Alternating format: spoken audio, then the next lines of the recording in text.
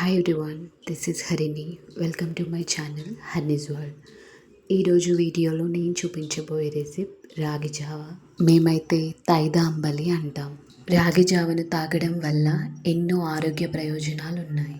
ఎంతో ఎనర్జీని ఇస్తుంది, షుగర్ లెవెల్స్ని కూడా కంట్రోల్లో ఉంచుతుంది. బరువు తగ్గాలి అనుకునే వాళ్ళకి ఎంతగానో సహాయపడుతుంది. ఎముకలను బలంగా ఉంచుతుంది. ఇంకా లేట్ చేయకుండా వీడియో అయితే చూసేద్దాం.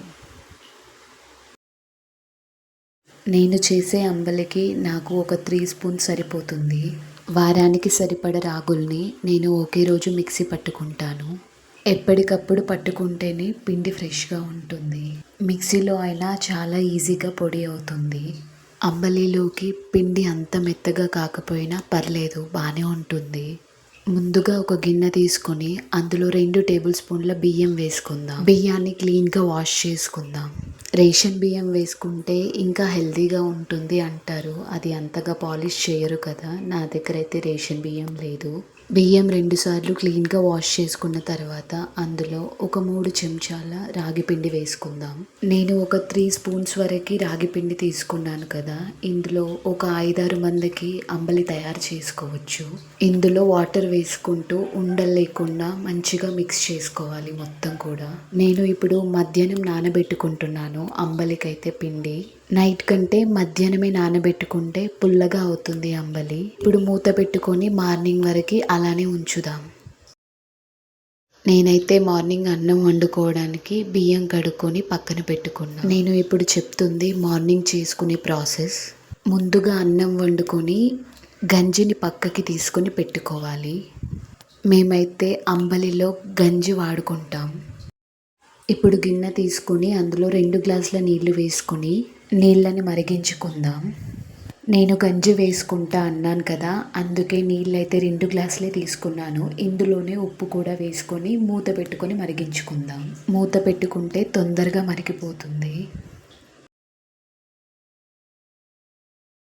చూస్తున్నారు కదా, మీరు ఇప్పుడు వీడియోలో చూస్తుంది నిన్న మధ్యాహ్నం నానబెట్టుకున్న రాగి పిండి ఇంకా బియ్యం. మార్నింగ్ మూత తీసేసరికి పుల్లగా వాసన వస్తుంది, అంతేకాకుండా బబుల్స్లా వస్తుంది.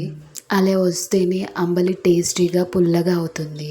ఇప్పుడు నానబెట్టుకున్న ఈ రాగి పిండిని మనం ఆల్రెడీ మరగబెట్టుకుంటున్న వాటర్లో వేసి కలుపుకుందాం. మొత్తం కూడా ఉండలు లేకుండా కలుపుకోవాలి, లేకపోతే ఉండలు అలానే ఉండిపోయి తాగేటప్పుడు ఇబ్బందిగా ఉంటుంది. ఇప్పుడు ఒక 5-6 నిమిషాలు మూత పెట్టుకొని మరగనిద్దాం. అంబలి అయితే బాగా మరుగుతుంది. అందులో వేసిన బియ్యం కూడా చక్కగా ఉడికిపోయినాయి. మూత తీసుకుంటూ అప్పుడప్పుడు కలుపుకుంటూ ఉండాలి. ఇప్పుడు ఇందులో మనం తీసి పక్కన పెట్టుకున్నాం కదా గంజినైతే యాడ్ చేసుకుందాం. అందులోనే మీ టేస్ట్కి తగ్గట్టుగా ఉప్పు వేసుకుంటూ కలుపుకోండి.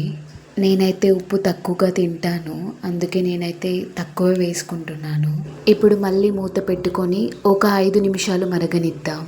చూసారు కదా, అంబలి అయితే రెడీ అయిపోయింది. ఇందులో గంజి వేసుకున్నాం కదా, అందుకే ఇలా పైన పొరల్లా వచ్చింది.